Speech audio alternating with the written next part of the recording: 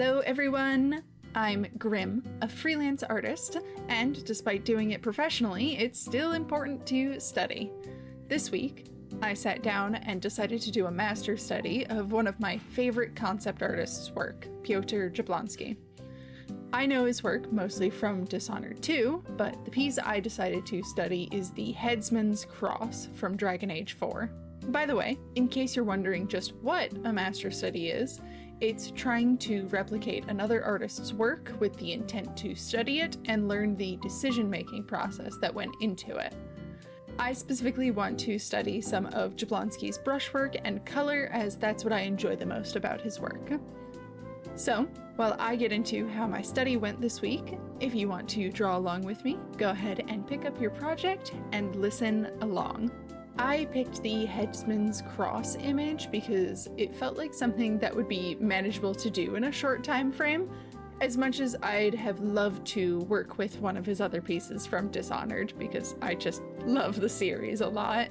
I think this piece has some really neat limited colors going on, a fairly simple but effective composition, and that those two previous points will let me focus on the brushwork easier. Part of my initial setup whenever I go to do a study is to put a rule of thirds composition grid onto the piece that I'm studying. I won't get into what exactly that is in this video, but it helps me make sure the proportions of my study are relatively correct. I also made a version of the image in black and white with crunched values so that I could see those easier. It made it super easy to see that the sky and ocean and rocks are all pretty similar in values, but the rocks get a bit more contrast because they're in the foreground, and the sword gets the most since it is the focal point. It's the only object that gets to use the full range of values in this piece because it is the most important part. So, getting into the initial work of this study was simultaneously really easy and also really tricky. I started out laying out the sky and ocean, working my way mostly back to front.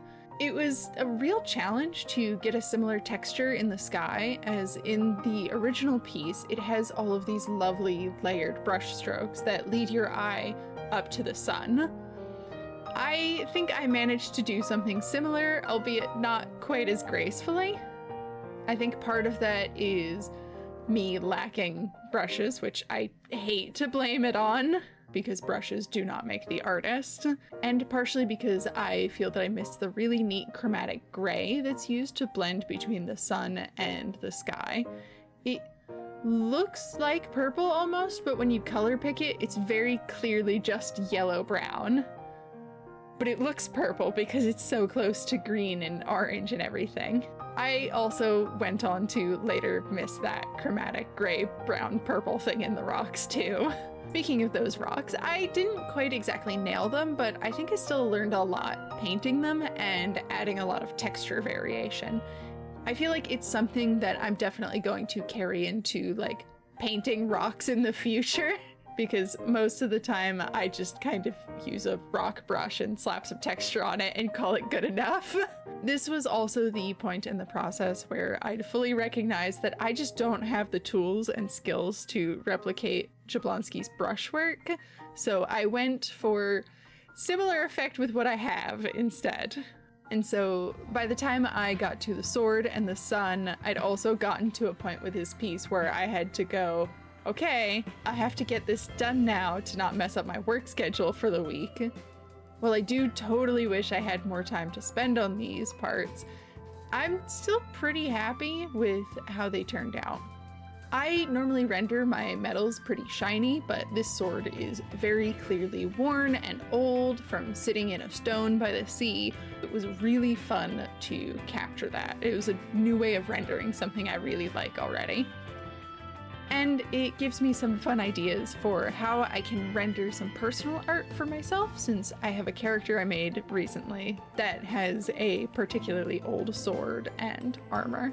As far as the sun goes in the background, well, I think I got the vibes of it, and I'm very happy with the brushwork, but it was absolutely in alright, time to get this thing as done as I can mode, because mine is symmetrical, and that's because I just turned on the symmetry tool, whereas Jablonski's totally isn't.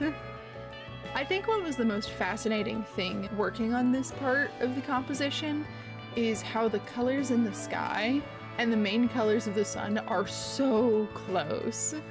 But just because of the built-up contrast with the pale gold orange that's used around the sun, they don't blend together as the same objects at all. It's really neat. At the end of the day, I'm really happy with what I got done in just over 2 hours, and it was very fun to just turn my brain off and paint. Honestly, having to write a script for a video like this definitely made me think a lot more about this study.